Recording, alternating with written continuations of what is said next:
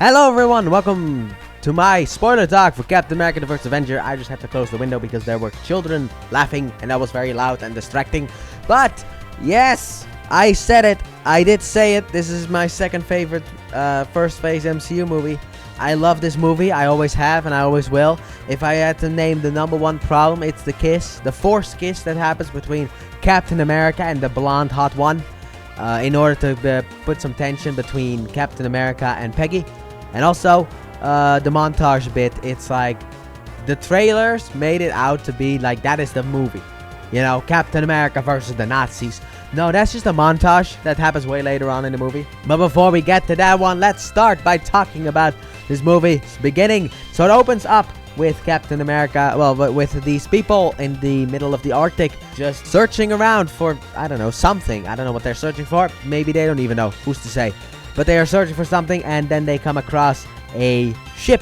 Go inside the ship, and what do they find? They do find the Capsicle, which I actually knew someone who hated when I called him Capsicle. So I've always called him Capsicle, but a Captain America Popsicle, boys. And then we go back in time to 1942, where we have, well, the most of the movie taking place. And I like how this movie both takes place in 2011 and during World War II. However, because most of the movie takes place in 1942, I will review this movie first. And it's called The First Avenger, so of course I will review it first. But anyway, so we go back in time and we have Red Skull searching for some kind of a blue cube called the Tesseract in order to use the power of the gods in order to take over the world. And what I said about Hugo Weaving is entirely true. I think he's great in the movie. I really, really do. I think he's just fantastic in the movie. He has a funness to him, but also he will just murder everyone in his way. But he goes to search, like he just comes in and he's just like, he just opens up the coffin, grabs the cube, throws it on the floor, and is like, this is not something that you bury. Alright, so where is it? Look, if you're not gonna tell me, I'll kill everyone in the village. Alright, thank you for telling me. And then kill everyone anyway, because he's a bad guy. He's just like, let's kill everyone anyway. It's like, yeah, because he's the bad guy. Why do we need nowadays sympathetic bad guys? I don't get that. I don't get why we need sympathetic bad guys nowadays. Everyone always wants like, oh, but these sympathetic... No, just let them bad guys be bad guys. Let them be horrible monsters that will actually shoot a child in the face. Also, this guy is a Nazi. You're not gonna make him sympathetic or anything like that. The best thing that they explained about Red Skull is the fact that he basically always wanted power. And then when he learned about the fact that there's a serum to make him, well, Red Skull, he took that because he wanted power. However, it broke his mind. But even then, he was a horrible person before he took that serum anyway. So it doesn't really matter. And I just like that. Sometimes you just need a bad guy. But then we cut to Steve Rogers trying to enlist in the army. And I will say that CGI still looks pretty good. The whole, like, putting Chris Evans' head on my body, basically. You know, no muscles at all. That is basically what they did. And it still doesn't look horrible. I'll say that. Like, She-Hulk CGI looks way worse than this. And this came out in 2011 and that came out in 2022. So, yeah. Usually, things are supposed to improve with time, not digress. Anyway, Captain America, well, Steve Rogers, he's trying to apply for the army, but he is lying on his forms because he keeps not getting accepted.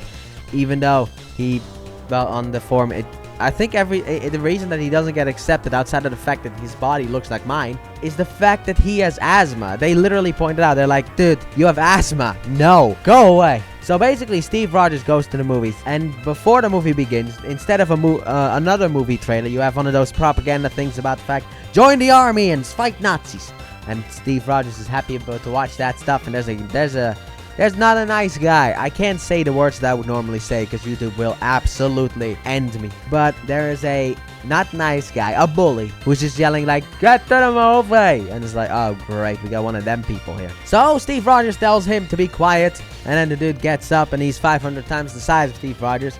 And then outside, this guy is just beating up Steve Rogers. No one comes to help until Bucky comes in and just punches the dude in the face and kicks him away. And I really like that. It really shows the brotherly bond that the two of them have. Because Steve wants to be part of the army. He wants to protect the weak in that sense. He is a true-blooded superhero. Anyway, Bucky invites Steve to go on a date. with 2 girls, one for Bucky, one for Steve, as friends sometimes do. I have no experience of that, but I hope that that's what they do. So they go out there, and then first of all, we get to see the original Human Torch outfit, which was a nice nod. I like that. It's just a simple thing that I like. But we get Howard Stark.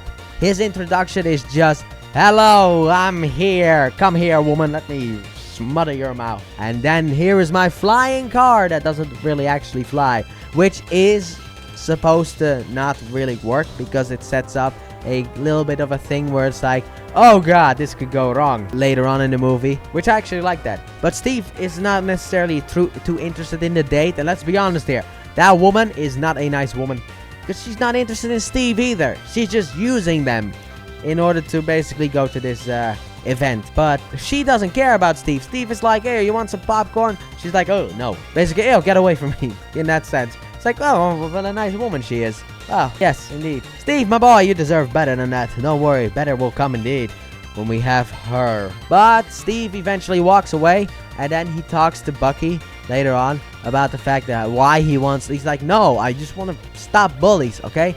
I don't like the Nazis bullying people. I just want to stop them. And there's a scientist who overhears this. I didn't really talk about him.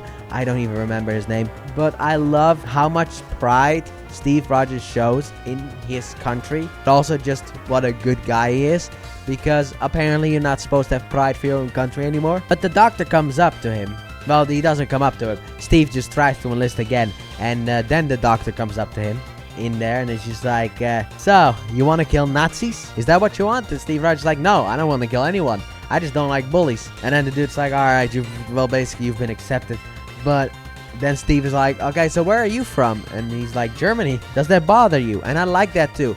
Because you know how in these wars, everyone is always blamed, like painted as a bad guy? Like right now in the real world, don't know if by the time that this goes up, that is happening. But right now in the real world, you have Russia versus Ukraine. And everyone pretends that every Russian is a bad person, when it's literally just one. And you have Israel versus Hamas, and everyone pretends that Israel, the whole of Israel, is terrible, when it's not. And it's just like there are innocent people. In a war, you always have innocent people on both sides. And I like how this movie points that out as well, where it's like, look, not every German is bad. Just because Germany is where the Nazis are from, does not mean that everyone in Germany accepts the Nazis or are like, yes! No. They are just like, what are we doing? What is our country doing? Why are we going to war? How do we stop this? This man Hitler had such nice speeches, so I thought he would make the country better. And look at where we are now. That is actually what happened. I mean, there's no way you would be able to start World War II if you weren't charismatic in some way, shape, or form. But anyway, Steve Rogers gets accepted, and then we cut back to the Red Skull, and we have Zola as well. I didn't really talk about him either, but that's because he's just some kind of slimy scientist guy who basically makes all of the weapons. But I like him in the movie. I like the actor portraying him in the movie. I thought the actor was pretty good. But we basically have the Red Skull wants to turn the Tesseract's power into weapons. And then when Zola is turning the knob, basically he's like, alright, we are at 60%. The Red Skull just pushes him aside. I do not care about safety, Doctor. And just puts it at 100%. And it works. So now they can make weapons out of the Tesseract's power, which, my goodness, that will make the Nazis so much more powerful if it were the Nazis, but it's not, because it's Hydra itself. But then we cut back to Steve Rogers at the military, and we have Peggy Carter's introduction. And now what I talked about the Peggy Carter's introduction is the fact that, look, it is kind of weird, I'm gonna be honest here, especially for something that takes place in 1942, to see a woman on the battlefield of the war. It is weird. Women in the past were usually like nurses or something like that, because women are too valuable to be putting on the front lines, because we can't lose women, because women are the future in that sense for like reproduction. And yes, I don't care if you don't like what I'm saying here, that is still the truth. However, there's one guy who just kind of like a bully type.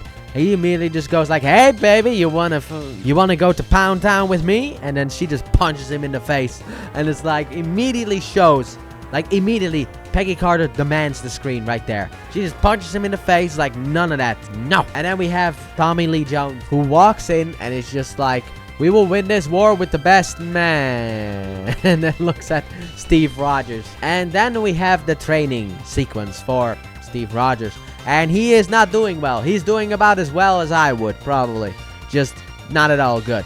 And, then they're on a run. And in the middle of the run, they're like, all right, anyone who can get that flag will get it right with Peggy and Phillips. Let's call him the Colonel. That would be better. Peggy and the Colonel. So everyone tries to climb that pole because Peggy is so attractive. And nobody can do it. But then Steve Rogers just removes some stuff. The pole falls down. He walks over to it, picks it up, and he's like, all right, let's go. And I love that scene as well because it shows how smart he is. He likes to think outside of the box. Everyone else was thinking in the box. They were just climbing that thing. But he was thinking outside of the box. Why don't I just break it?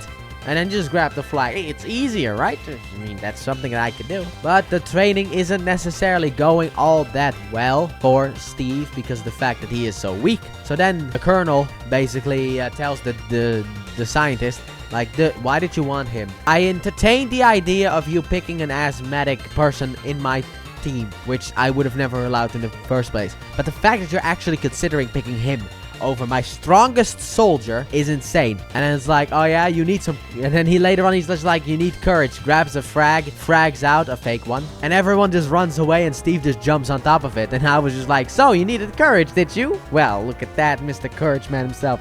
Which would actually be funny if Steve was just suicidal and saw that as his way out instead. Maybe he needs some mental health problem.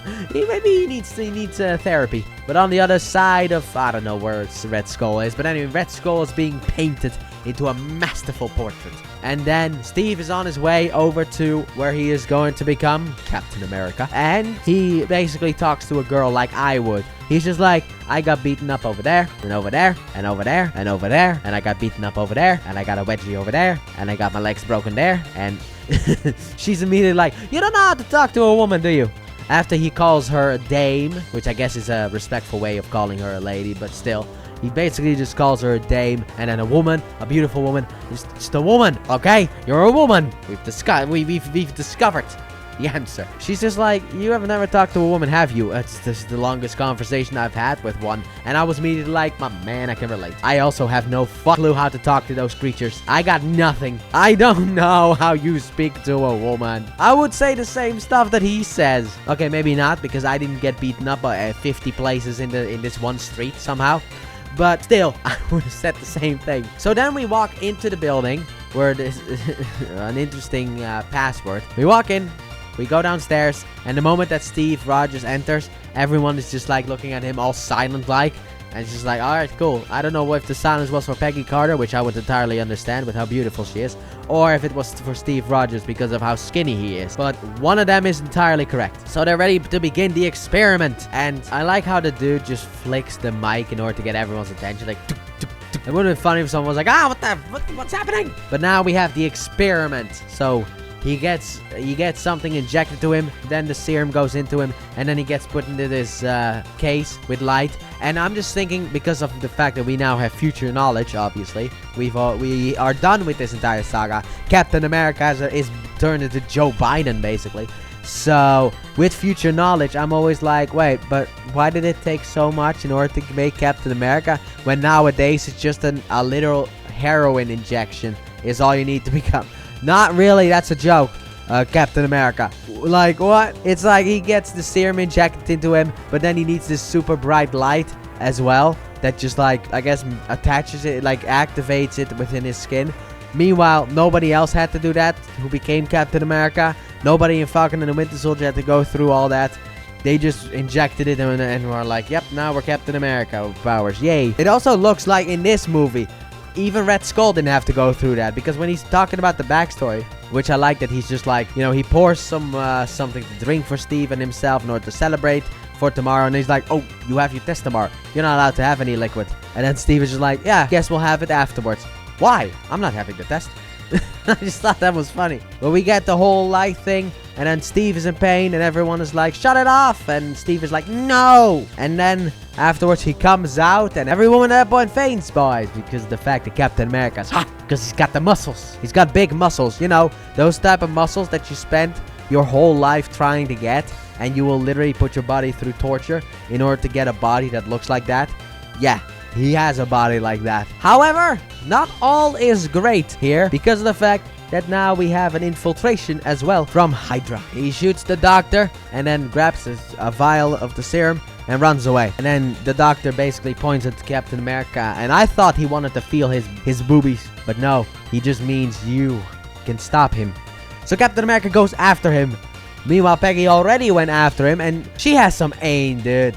She shoots a guy, the guy in the front seat, with like one shot, just kills him from so far away. And then when the bad guy goes into a cab and rides towards her, she can't hit him at all. And it's like, really? Alright, well, it showed her being a badass, and then you lost it all. But Captain America pushes her out of the way in order to save her life, because if she stood there another second, she would have been hit by the cab. This is one of those times where it's like, woman, you were actually being stubborn. Stop being stubborn, alright? Because if you stood there for another second, you would have been dead. So Captain America chases after the car. He runs after the car with no shoes on, so he must be in unbearable pain while he's running on the concrete. And then eventually he gets there, but then the bad guy takes the child hostage, and then eventually throws him in the water. And then Captain America wants to save the child, and the kid is like, don't worry, I can swim. So Captain America jumps after the guy in the submarine, punches him out, and then the dude uses cyanide in order to basically make his getaway, as in he doesn't live anymore. And now we have the enemy tech, and we have the vial back, so we're all good. So what does Captain America do after this? Well, he becomes the poster child for merchandise, boys. He becomes merchandise, baby. The merchandise in order to get people to join the war. However, the problem is, nobody really cares about Captain America. They just care about the dancing girls, because it's a bunch of guys, and of course they do. However, I did like the punching Hitler reference to the comic books, and I also like the fact that some people were reading at Captain America comic books. And apparently, also, he has made movies. According to the stuff, he made movies. So, back in the day, I don't know when they were released, but there were like, I think 2 Captain America movies. Can we count those movies as canon to the MCU, but only in the whole, like, you know, like, those are the 2 movies that Captain America made. Can we count those as canon or not? Anyway, so, after all said and done, you know, Captain America does not get to do what he wants to do. He eventually just sits there. He's a bit sad. Peggy kind of tries to comfort him with the fact that the scene is basically in black and white, and then you just give Peggy like this red lipstick, and it's just like, what the heck? What is this? Why? I mean, it stuck out so much. However, while the rain is happening, we have the fact that the 107 has been captured. And if you've been paying attention to the movie, the 107 is where Bucky was. So Captain America asks if there's a plan to rescue them. He said, the colonel says no. So Captain America makes his own plan and goes to rescue them. However, Peggy has a little bit of an idea, and that is ask Howard Stark for help. And to be honest, who can say no to Peggy? Have you seen her? But he goes into enemy territory on a plane with Howard Stark, and then he misinterprets something about fondue, jumps out, and then lands and goes to rescue the 107 all alone. And dude, this is so dumb. Nobody like alerts the rest of the group. It's just like, alright, he can get into the facility without anyone noticing him. Oh my god, what is wrong with Hydra? They make this look, I know it's a movie thing, but they make it look so easy. He jumps into the back of a truck, punches 2 guys out, and throws them out. But those guys see him. One of them could have just tried the phone, and then Captain America could have punched him, but whatever. Anyway, he goes into the base, he picks up one of those Tesseract bullet energy things, puts it in his pocket, then goes to rescue the 107 and asks about where Bucky is, because Bucky is part of the 107, and there's another place where Bucky could have been taken. So Captain America goes there while everyone else rains hell upon the Nazis. Upon the Hydra, which, you know, you love to see. So Cap goes to rescue Bucky. He eventually does, and I like that interaction between the two. He like just breaks him out. It's like, Bucky, are you okay? He's like, yeah, you used to be a lot shorter. I like the 2 of them together so much. What happened to you? That kind of stuff. But he rescues him, and then they come face to face with Red Skull. So Red Skull pulls off his mask, and then immediately Bucky's like, you don't have one of those, do you? And Captain America's like, no. But one thing that Red Skull says kind of goes a bit against what he does, because throughout the whole movie he wears a mask. However, now he talks about how he embraces it proudly, without fear. And it's like, but you put on a mask to not embrace it. You're not embracing it proudly without fear, the fact that you were, like, what happened to you. Because you're wearing a mask. What are you talking about? But hey, this is just a villain being egotistical. I don't really care. Anyway, so Bucky is able to almost escape. However, he has to leave Steve behind. But Steve is like, go, go. Because the beam that Bucky uses in order to cross breaks. So now Captain America has to make a super cap jump in order to get to the other side, which he does. And then everyone comes back. However, the Colonel has already written Steve off as being dead as well. It's like, he's dead too. Why not? However, then he comes in with the 107 and is like, all right, boys, Cap did it. Everyone's like, give it up for Captain America. I was like, yes. The fact that when he's rescuing those guys and they are like, who are you? And he's like, I'm Captain America. I was like, yeah, man. However, now he needs a team in order to be able to stop, because he saw certain things. And now he needs a team in order to stop the Nazis. So he gets a couple of guys together and they form the Howling Commandos. And also we have Peggy in a very hot dress. Just thought I'd mention that as well. And I love the scene where Bucky is trying to flirt with her, but she only has eyes for Steve. And Bucky's just like, I'm turning into you. What is this? What's happening? I've turned into you. And then they go off. However, let's see if my memory serves me right. We do get the Force kiss beforehand, I think. Yeah, I think beforehand we get a Force kiss while he's waiting for Howard Stark.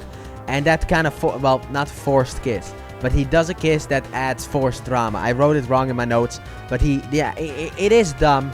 And I absolutely hated that part about the movie. It was just like, but why though? It's just the forced tension where there doesn't even need to be one. However, it does lead to the scene where, you know, like, Captain America still wants to have a shield because he likes having a shield, and obviously he needs a shield. So we have Howard Stark who's like, all right, I got a bunch of I got a bunch of shields here for you. These are great. And then he sees a round disc and is like, what about this thing? He's like, no, that is vibranium. And it's like, wow, this is great. Why doesn't everyone else have it? Because that's the rarest metal on Earth. We don't have the resources in order to make more of it. But Captain America gets that thing. He happily shows it to Peggy, and Peggy shoots him for it because of the forced drama.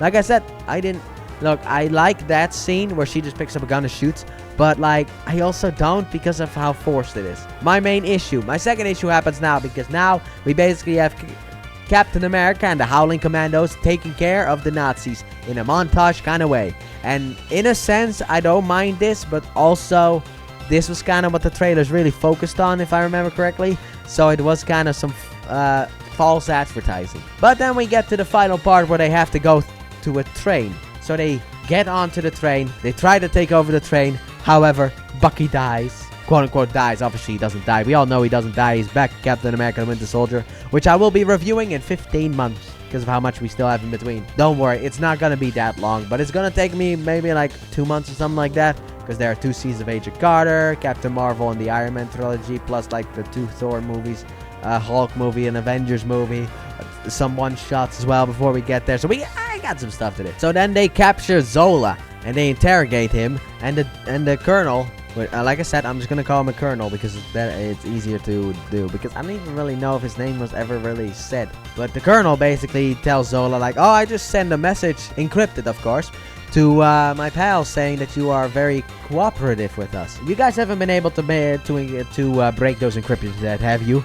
And it's like, and then Zola's like, Red Skull will obviously know that that's a lie. It's like, yeah, but you're a liability, so he's gonna kill you anyway. So we get everything we need out of Zola, and then we go after Red Skull, who is now planning on basically blowing up the whole world to make a point. So they raid the place where the Valkyrie, which is the big plane, is at. So we raid that place, and I like certain moments here where it's like, there's one guy, there's like a couple of guys coming in, and then the one guy is like, kill one, take off one head, 2 more will take its place, or something like that, and then the Colonel's just like, let's fight 2 more. I love that. And we have Captain America turning into Tarzan for a wee second, and we have the obligatory kiss between Captain America and Peggy Carter. I was confused, I saw stupid shield, but that's not where we're at yet. Anyway, so Captain America gets on the plane, he fights against the the Hydra people, and one tries to escape, so Captain America goes after him. One guy just gets entirely killed by the blades of the flying machine. I don't know if it's a plane, I don't know if it's a torpedo, I don't know what it is, okay? It's a plane pedo, okay? A plane pedo, we're gonna call it that one. But Captain America just hits a button on the outside that opens it up, throws the guy out, and then gets into the plane pedo, and then just flies back to the Valkyrie, and then has an epic fight against Red Skull until he destroys the machine. And then Red Skull grabs the Tesseract and then he gets sent to Avengers Endgame. And now Captain America has to make the ultimate sacrifice because of the fact that there is, well, this plane has to crash somewhere, okay? You can't really put this thing down, and if you put it down in the wrong place, people are gonna die. So I'm just gonna drop it right now in the ocean. Peggy's very sad about it, obviously. Also about the kiss thing, I forgot to say that Tommy Lee Jones like, what, you want a kiss from me? That's not happening. Go. You want me to kiss you? Because that's not happening. Anyway, Captain America now has to die. R.I.P. the boy. Until, you know, but the real reason why he needs to go into the ice and become a Capsicle is because of the fact that we need him in 50 years for the Avengers movie. We can't just have we can't just have Joe Biden be part of the Avengers. That would not really work. So, Captain America makes a selfless sacrifice. At least a sacrifice that he believes to be permanent and everyone else potentially also believes to be permanent. And he goes into the water. However, the Tesseract beforehand fell out of the plane and into the water as well. So, if Howard Stark looked a bit further, he might have actually been able to find him. But whatever. The plane crashes into the ocean, freezes up entirely, and is gone. There you go. And then, after that, we win the war. We have the fact that Howard Stark finds the Tesseract. And also, because we need that thing for future Avengers movies as well. Well, the two.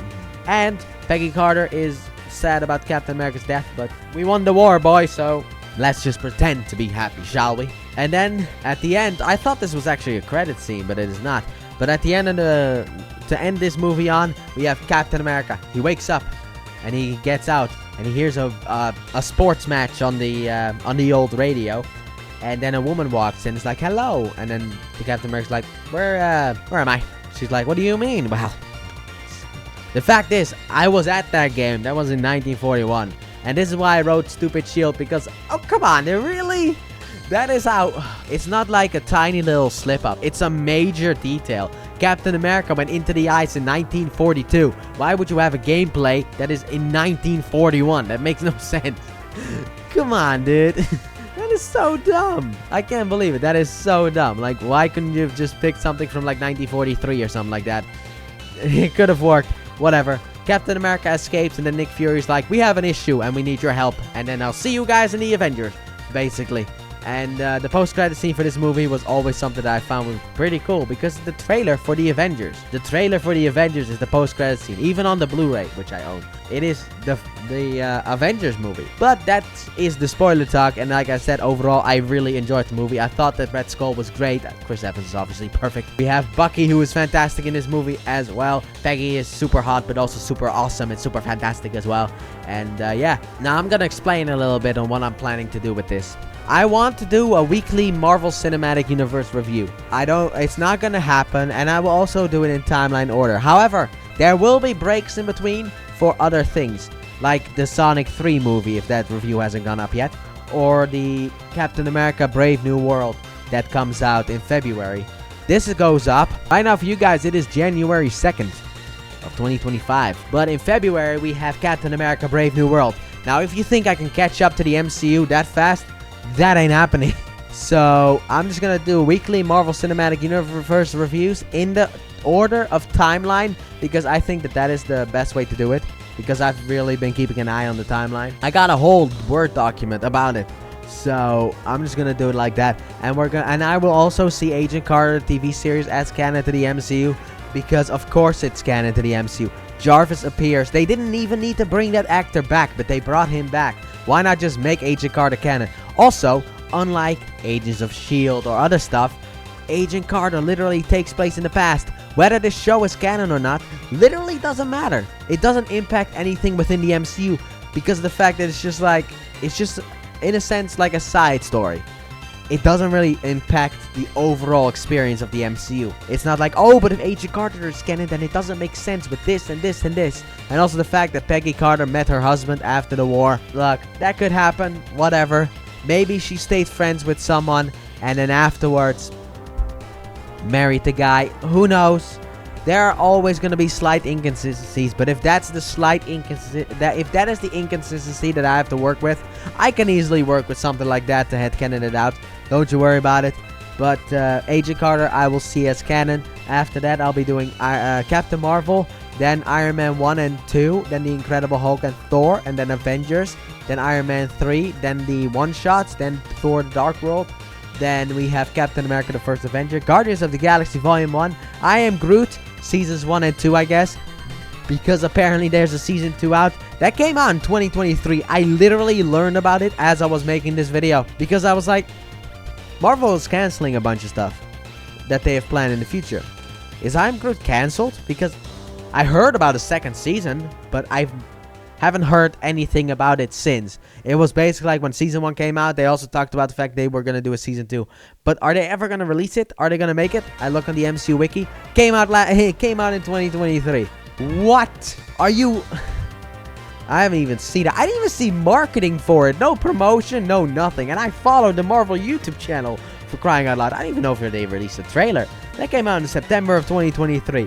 I didn't know. But after that, we'll do Guardians of the Galaxy Volume 2. And then after that, I'll go into the Netflix saga, because that is connected to the Marvel Cinematic Universe, officially confirmed by Echo. Echo basically kind of confirms that it is connected, and with the fact of how Daredevil Born Again is shaping up to be, with the fact that we have Foggy and Karen back, portrayed by the same actors, and also we have Punisher in here, we got Kingpin, Daredevil obviously, and who knows, maybe even Jessica Jones. That is still a rumor, but it might be true. I'm gonna count the Netflix saga as connected to the Marvel Cinematic Universe, so we'll go over all of that as well. And, you know, after that, we'll just continue on. But that's just basically how I want to do things. However, if there's something else that I want to review, I don't know, Superman Legacy, or maybe even Creature Commandos, or even other MCU projects, those will take priority. So the other reviews will be, in a sense, delayed a week. I just thought I'd mention that right now, and I'm very excited to start this huge project of reviewing the whole of the MCU. Because also for me, these type of videos are the hardest to make, mainly in editing though. But that has been it. So comment down below all your spoiler talks for Captain America the First Avenger. And like I said, I will be doing spoiler talks for every video as well as a regular review. I do that in order to basically be able to kind of like focus my mind a bit more, where I can be a little bit more rambly in this one, and I can be... And also, I like to make things always the same in that sense. So if I make a spoiler review for this movie, just like make a regular review, but with spoilers, and then I will probably also do that for Captain America Brave New World, where I don't want to spoil people. So it's better to just do it like this. So I'm sorry if you guys don't like it, but to be honest, you can only watch this review as a video as well. However, I would very much like it if you watch both. But let me know your thoughts down below on Captain America the First Avenger. You can be spoilery as you want. I don't really care. But with that being said, hope you guys have enjoyed it. If you did, please like button, subscribe if you're new, if not already, turn on notifications, and don't forget to check out my Let's Play channel, link to the description and at the end of the video. And I'll see you guys hopefully next week, if the planning is correct, for Agent Carter Season 1. Bye!